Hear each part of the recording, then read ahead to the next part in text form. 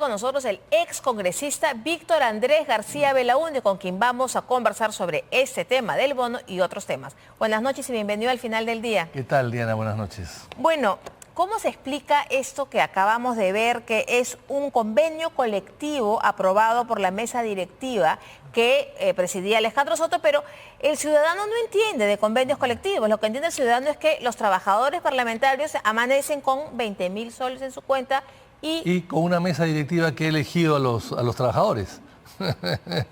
Son ellos mismos. Y además le mochan el sueldo. Entonces, me parece que es una vergüenza, porque los trabajadores del Congreso, todos quieren ser trabajadores del Congreso, todos quieren regresar al Congreso. Tiene 4.000 trabajadores cuando podía funcionar con 500 o 600 trabajadores. Tú pasas por el Salón de los Pasos Perdidos en el Congreso y crees que estás en Gamarra por la cantidad de gente que hay allí, se tropiezan. Entonces, estos señores son nombrados y protegidos por los congresistas y entran de acuerdo muchas veces, no siempre, porque se ha quitado la meritocracia, entran muchas veces en cuotas de partidos, que son los partidos que manejan el Congreso. Pero eso no es de ahora, eso No, de que entran en cuotas de partidos es... Pero es que nunca se ha dado estos bonos como ahora tampoco, nunca. Que yo sepa, yo he estado 5 veces en el Congreso y no he visto estos bonos. 5 veces en el Congreso. 5 veces y nunca he visto estos bonos. O sea, 25 años. Y hay 3 sindicatos que se amarran con los congresistas, que son los que al final también cobran el bono. Ojo. ¿Los congresistas o el sindicato? El sindicato y los congresistas. Porque además, qué fácil... Pero dicen los congresistas que a ellos no les toca el bono de 20.000. Solo para los trabajadores parlamentarios. Veremos en el transcurso de los próximos meses si eso es cierto o no. Hay que ver, porque siempre decían lo mismo y al final ellos también cobraban. Porque además hay otra cosa. En el Congreso todos quieren protegerse. Entonces buscan la adhesión y la lealtad de los trabajadores a través de estos bonos. Y además, qué fácil es soltar plata cuando no es tuya. Cuando tú negocias con un sindicato, los patrones y los sindicalistas son porque hay una empresa de por medio y una rentabilidad de la empresa de por medio y dinero de accionistas de por medio. Acá no, acá el dinero es del pueblo.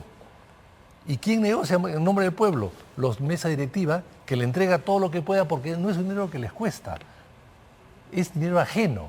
Es muy fácil negociar con dinero ajeno. O sea, 20.000 soles para 4.000 trabajadores. Además, sin distinción alguna. El que acaba de llegar hace una semana al Congreso va a recibir los 20.000 soles. Y el empleado viejo y que sabe mucho y que tiene mucha experiencia recibe también lo mismo. No hay ningún tipo de distinción. Es flat, lo cual es otro error para poder beneficiar pues, a los muchasueldos que están atrás, ávidos de poder cobrar, ¿no? Eso va a estar, vamos a ver cómo se desenvuelve ese tema, pero ya están en las cuentas de los... El Congreso gastaba 40 millones de dólares hace 20 años cuando eran 240 congresistas. Ahora son 130 y gastan 400 millones de dólares. 10 veces más. Bueno, pues eso hay que cortarlo, ¿no? De todas maneras. Bueno, el próximo Congreso, ¿usted cree que otra mesa directiva se va a atrever a cortar bonos? ¿Usted cree que esto tenga una...? Tiene que hacerlo.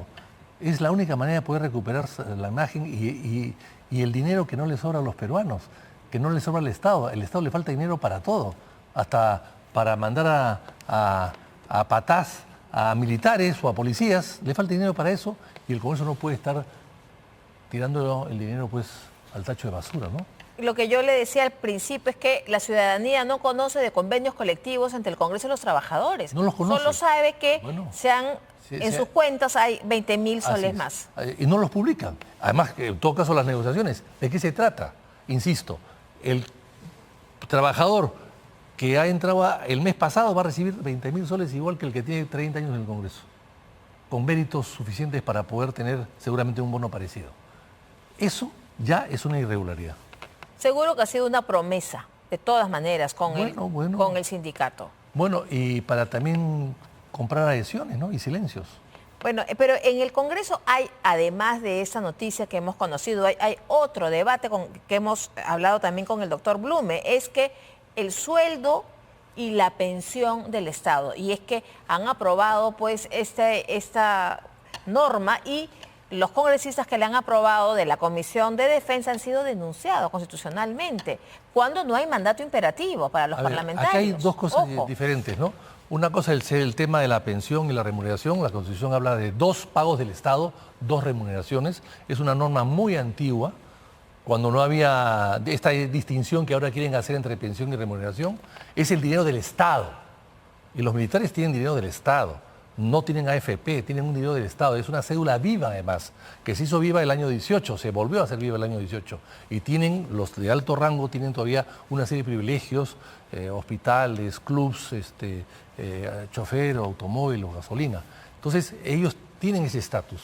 Entonces, lo que siempre se ha hecho, y no lo hizo los últimos militares que han estado en el Congreso, como Gianpietri, por ejemplo, o el señor Octavio Salazar, que acaba de fallecer. Ellos no plantearon nunca eso, pero los nuevos sí han planteado en una comisión de defensa que no es la encargada de hacer esto, sino la de trabajo o la de economía o quizás la de justicia, pero no, la han hecho la comisión de defensa con 5 votos de los 5 beneficiados directamente. ¿Y presididos por quién? Por uno de los beneficiados, de los 5 beneficiados. Que ¿Quién es el beneficiado que la presidía? El general Williams. José William Zapata. Así es. Entonces, claro, están legislando para ellos mismos. Es una ley con nombre propio, nombre y apellido propio. Eso no se puede aceptar, eso es una falta de ética. Ahora, en defensa, el congresista Cueto, por ejemplo, dice que la pensión es un bien. Y otra cosa que dicen en su defensa es que, por ejemplo, hay militares retirados que son jefes de seguridad de distintos municipios y que tendrían que recibir un sueldo. ¿Por qué no? En el caso, en la época del señor Humala salió una norma para que la seguridad, cuando falte seguridad, entonces si son policías retirados, que se yo, pueden tener un doble sueldo. Eso fue una norma solamente para eso. Pero aquí no es si falta seguridad para que cuiden un banco, nada. Es cuando son, por ejemplo, jefes de seguridad de un municipio. Ellos no han sido elegidos para legislar para ellos mismos. Ellos no han sido elegidos para sacar leyes para ganar el doble al día siguiente. Yo lo lamento mucho porque el almirante Cueto, yo le tengo mucha simpatía y creo que es un hombre de bien, pero se han equivocado. No llegan al Parlamento para eso. Insisto, esto viene del siglo XIX. El señor Ramón Castilla fue congresista, no cobró doble. El señor Miguel de San Román fue congresista, no cobró doble. El señor Camilo Carrillo no cobró doble, Mendiburo no cobró doble, Canevaro no cobró doble. O sea, yo le podía narrar 100 nombres de militares que han sido congresistas y nunca cobraron doble. Ahora, que no llegan al Parlamento para esto, pero ellos también llegan, así como hay gente que llega para defender a los pensionistas de salud. Había un congresista que llegaba y su lema era por los viejitos. Hay otro, porque son también promesas de campaña. Pero ellos al día siguiente van a cobrar. Qué casualidad. No están hablando de cosas generales, sino que al día siguiente van a cobrar. Y si ellos quieren favorecer a los militares, pero no incluirse ellos, como es lógico, como sería lo ético, no incluirse ellos, han debido aprobar la ley para que entre en vigencia el 2026, cuando ya no están en el Parlamento. Y no lo han hecho así. Ahora, ellos también, otro argumento es que no votaron en el Pleno. Pero perdón.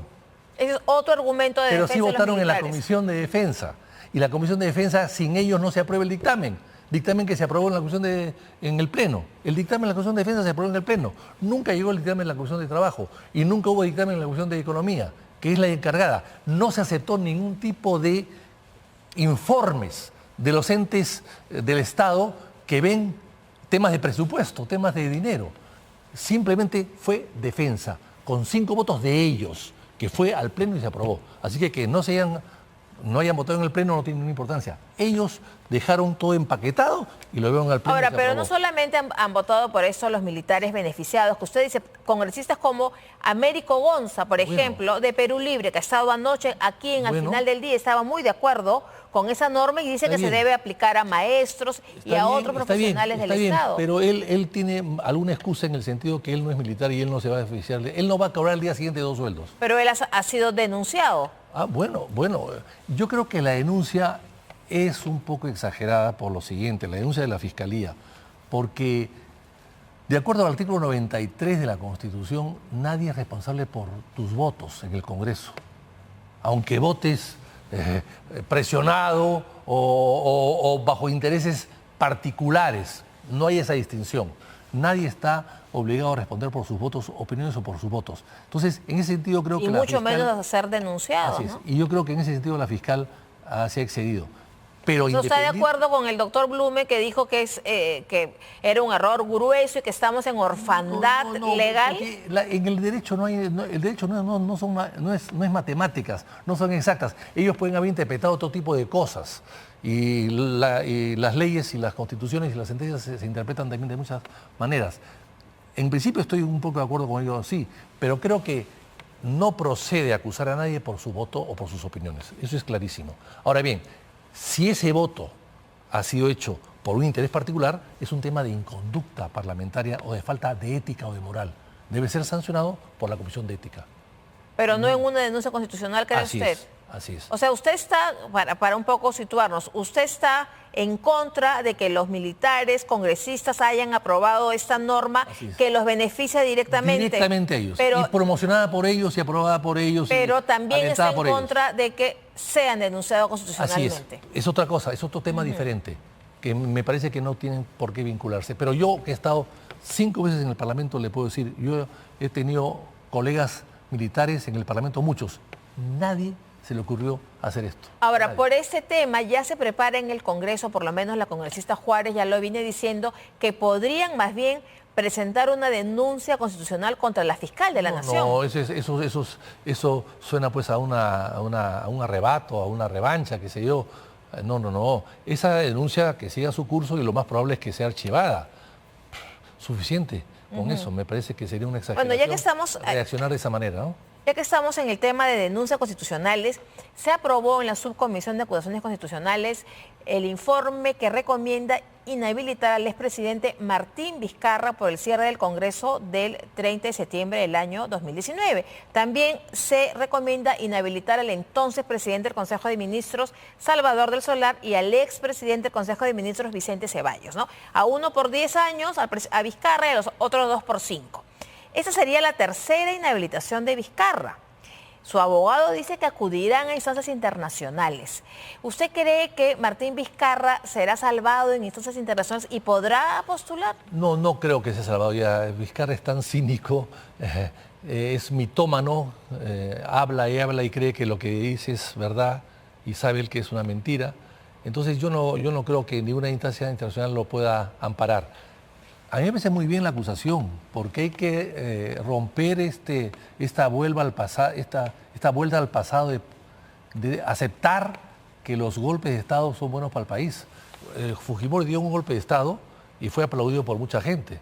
Vizcarra dio otro golpe de Estado y fue aplaudido por muchísima gente también. En el caso de Castillo, por suerte, fracasó, pero ya estamos cansados pues de que estos golpes de Estado sean aplaudidos por la gran mayoría con el apoyo de una serie de sectores del Estado y que además los premien.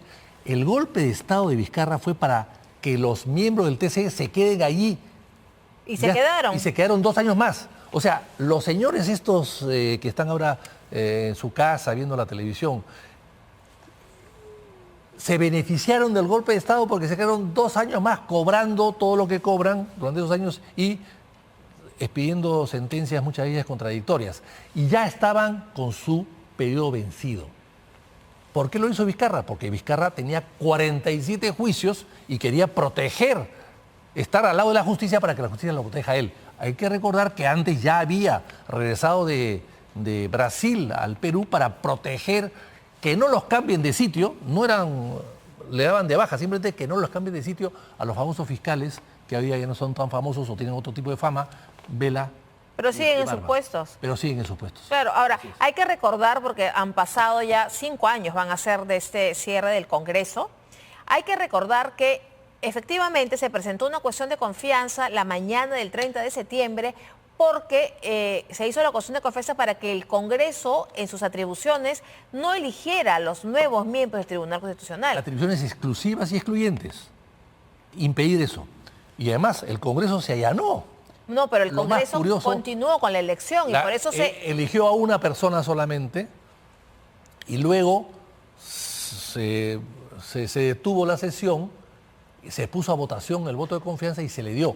Cuando Vizcarra anuncia el cierre del Congreso por falta de confianza o negación fáctica, ya la negación no era fáctica, era respaldo positivo.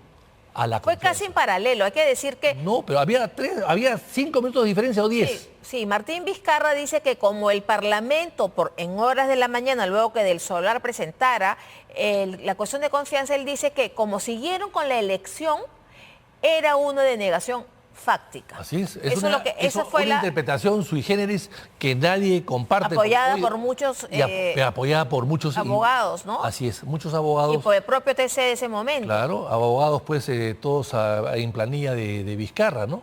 Muchos de ellos. Entonces, es cierto, pero lo cierto es que no hubo Consejo de Ministros, no hubo sesión, no hubo actas del Consejo de Ministros, no hubo acuerdo de los ministros a favor de Vizcarra, y Vizcarra cuando empieza a leer su discurso, no se dio cuenta que ya el Congreso había dado la confianza. Y él siguió con el discurso leyéndolo y al final habla de negación fáctica cuando ya el Congreso había aprobado la confianza. O sea, absurdo. Ahora, en el absurdo. año 2023, el actual Tribunal Constitucional ha dejado grabado que la denegación fáctica es contraria a la Constitución. Claro. O sea, con eso Claro. ya se zanjó la discusión. Se zanjó la discusión, claro que sí. Lo que pasa es que el tribunal que se benefició con Vizcarra, que le deben a Vizcarra 2 años o 3 años de sueldos magníficos y de mayor permanencia en el tribunal, no quiso condenar el golpe, pero tampoco lo aceptó abiertamente, ¿no? Dijo que ya era un hecho consumado, lo tomó como un hecho consumado. Bueno, pues el nuevo tribunal ha dicho no, que la denegación fáctica no existe. Y así es, no existe ni debe existir. Bueno, entonces sería de prosperar en el Parlamento la tercera inhabilitación para Martín Vizcarra. Bueno, es que no debería ese señor volver a la política. Ha fracasado en la política. Ha sido ladrón, mentiroso, estafador, extorsionador, en fin.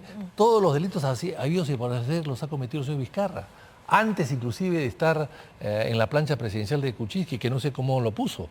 Yo lo denuncié como ladrón en un debate antes de En un las debate elecciones. vicepresidencial, ¿no? Así es, en la Universidad de Lima lo denuncié en el tema del hospital, que había tirado abajo un hospital y no había hecho nada encima de él. Y después se descubrió que había recibido cheques y coimas por 1 millón y pico de soles por esa obra, ¿no?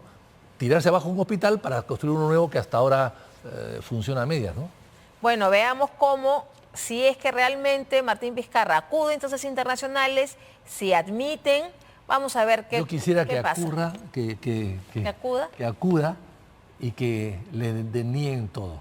A ver si finalmente decide pasar al retiro. Bueno, veremos qué pasa en las instancias internacionales. Muchísimas gracias, Víctor Andrés García Belaúnde. Muchas gracias por su presencia al final del día.